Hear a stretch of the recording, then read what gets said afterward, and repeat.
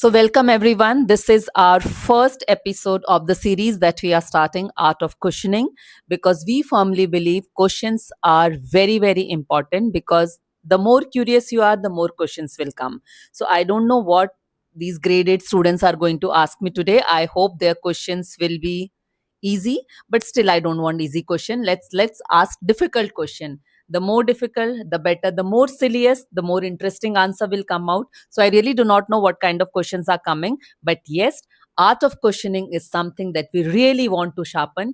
And let's see with this first episode what grade 8 has in store for me. Are exams really a necessity in an age where every answer is just one click away?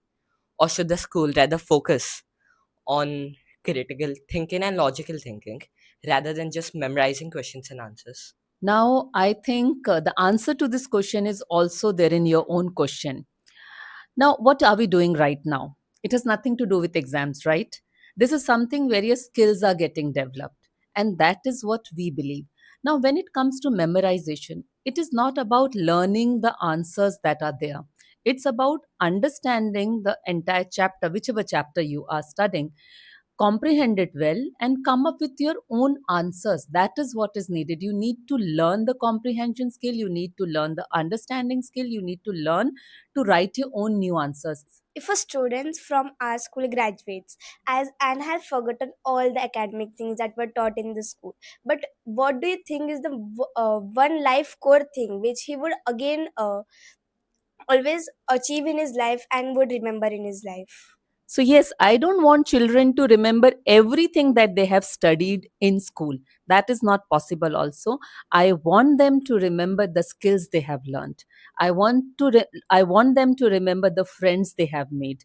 I want them to remember how they have overcome different challenges and be ready for life. Because our school is not only focusing on marks, we are not merely a mark centric school, we are life centric school. What is the biggest challenge teachers face when dealing with students' misconduct, and how does the school support it? First of all, how do we define misconduct? Okay, especially with your generation. Something which was misconduct during my growing up times is not a misconduct for these children.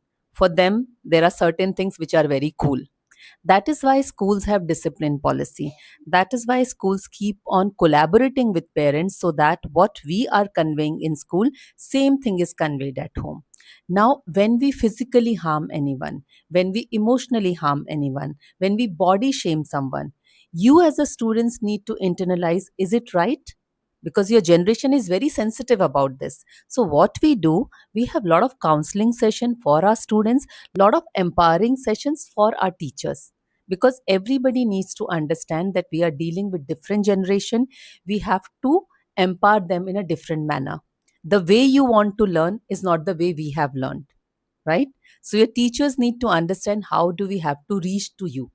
Now, on a very, very lighter note, what we do is the entire core team of our school, whether it's Kinjal ma'am, who is your coordinator, Namrata ma'am, who's your HM, what we do, every evening we learn Gen Z words. Every evening. Now we are learning Zen Alpha word also. Why do we do that?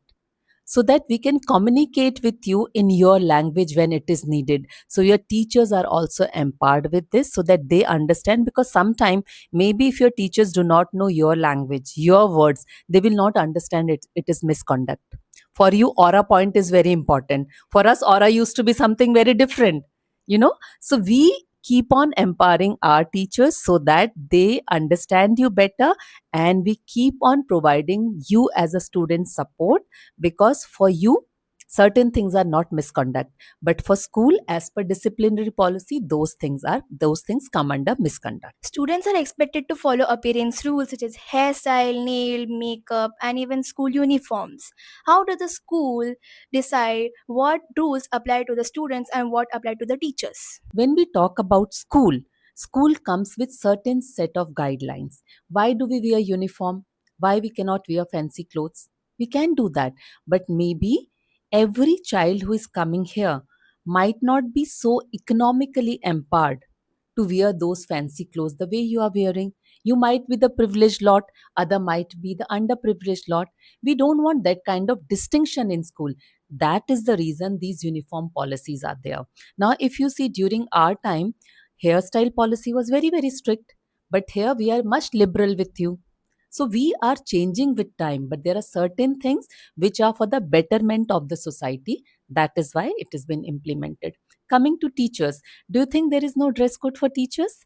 There are dress code for teachers also, because they are dealing with you.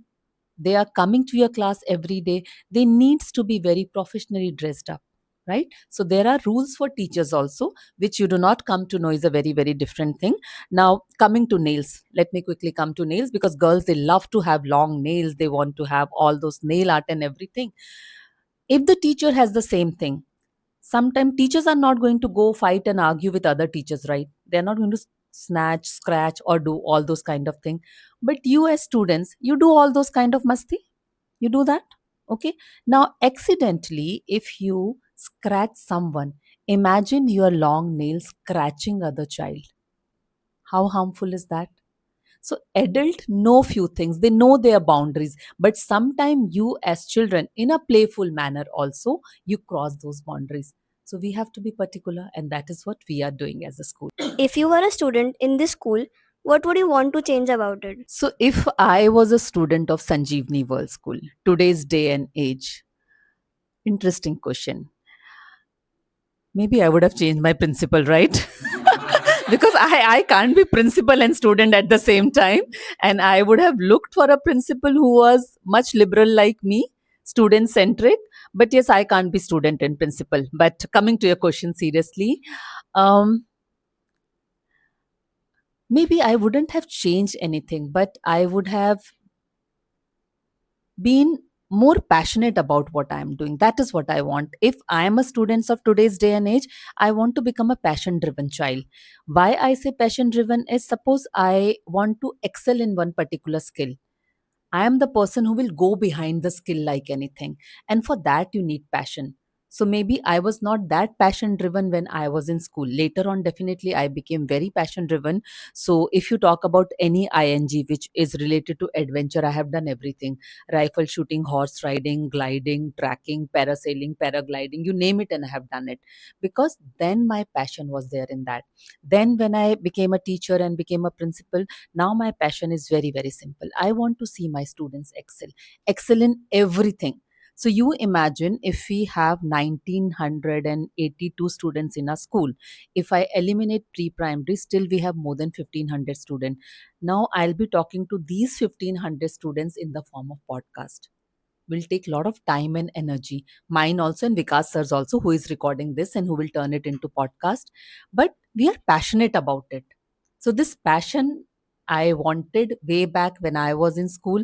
I wanted now also when I'll become a student of this school. And definitely when I'll become a student of this school, I will change the principal. I can't do both the things. In your experience, what development advantages do students possess when they ask questions to understand what they're learning compared to those who ask questions without intent or just avoid asking altogether? So, what are you doing right now? You're asking questions, right? And I have chosen this kind of conversation so you can understand that I love questions. Art of questioning is something that we are trying to nurture in all of you. Now, let's go to all the AI, different apps or programs that you use. If I talk about, say, ChatGPT, Gemini, Claude, again, what are you doing? You're asking question. So asking question is so very important. Now if I take you to Srimad Bhagavad Gita, imagine if Arjun would have not asked question from Sri Krishna.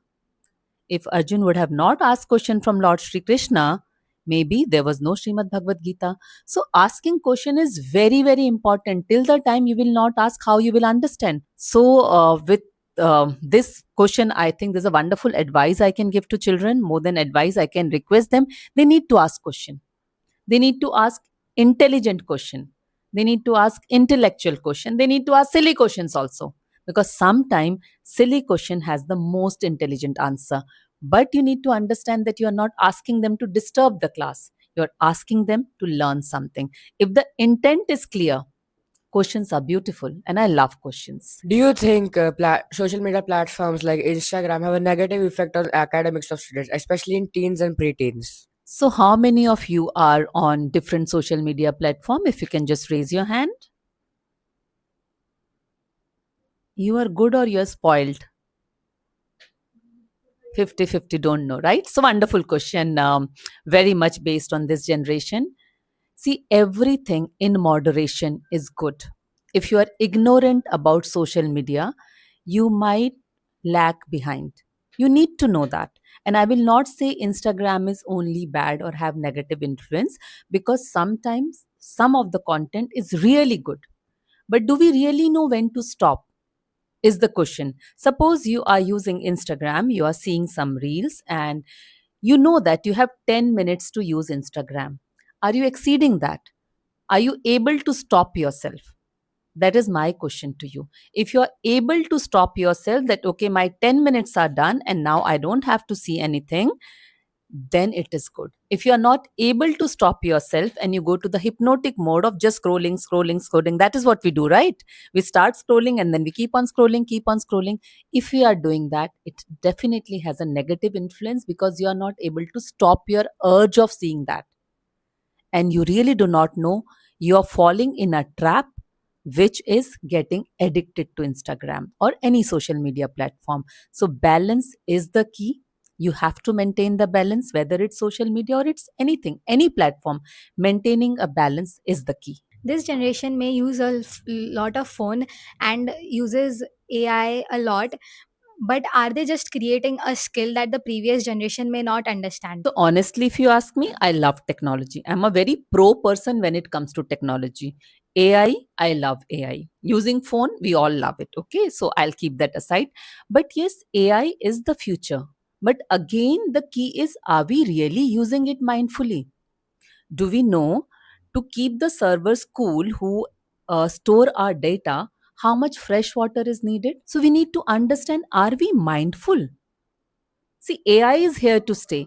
We need to use AI, but we need to use it mindfully. And again, during our growing up time, there was something else. And our parents were worried that, okay, we are using, say, normal phones a lot. We are seeing TV a lot. There used to be those VCRs and DVDs. So our parents were worried about that. Now your parents are worried about this. So every generation is worried and they feel other generation knows, either they don't know anything or they know better than them. So every generation has this kind of various comparison. हमारी generation ही अच्छी थी, तुम तो सुनते नहीं हो. These are very common. We have to move about this. So you need to know about that. At the same time, parents in school needs to understand how to maintain a balance. And you as a child needs to understand what is your boundary. If your parents have given you technology for 2 hours, then 2 hours means 2 hours only. 2 hours does not mean 4 hours. 2 hours does not mean getting addicted to it. So if we maintain that balance, and last thing, because you spoke about AI, I don't want my students or anyone using AI outsourcing their thinking to AI. Because now we, whatever we want to, we, even if you want to send a normal WhatsApp message, we tell AI to write. So what is happening to our own creativity, our own thinking skills? That's my worry. So my question to you, if you get an opportunity to change your principal, who will be your new principal? You are irreplaceable. There is no one who can occupy the seat which you are occupying currently. There's no one who's irreplaceable though. Ma'am, I feel like you are really perfect as a principal for this school. And I really like the school that you have built. It's like asking what south of the South Pole. It's a question with no answer because there is no need to find one. I don't think we'll be certified to find a new one with such a good abilities in a new person. I don't think so. No one is like able to do the thing which you are doing right now, and you're the perfect. I have only one word to tell you about: you are the best. You have already handled everything in your shoulders, and you're the best. It is unrealisable. For us children, ma'am, you are a role model, so there's no need to change a principle. So practically nobody is irreplaceable. Okay, that is one thing you need to understand. What we need to do is, suppose me also, if I'm sitting on this chair, not that I'm irreplaceable, but what I also have to do every day is I have to keep on learning. The more I learn, the more I come closer to you. And my only, again, there's no advice, because I think this generation does not like advice. But all I want to tell you is, you need to be closer to us and closer to your parents. Please come and tell us everything. We are always there to support you. Only two people become happy when you do something good in your life or you become something in your life. One is your parents, and second is your teachers. And that is what we want to be for you. Your friends also, your mentors also, your guides also, facilitator also. And yes, we do want to teach you sometimes. But more than that, we want to develop those skills which will make you life ready. And that is what this school is all about, making you ready for life. And trust me, you were phenomenal. Your questions were difficult. Thank you so much. And this was our first episode. Okay. You are starting a legacy that 1500 students will follow. And after 10 years, if you want to change the principal, then you have to directly DM me. Thank you so much. They were phenomenal, sir.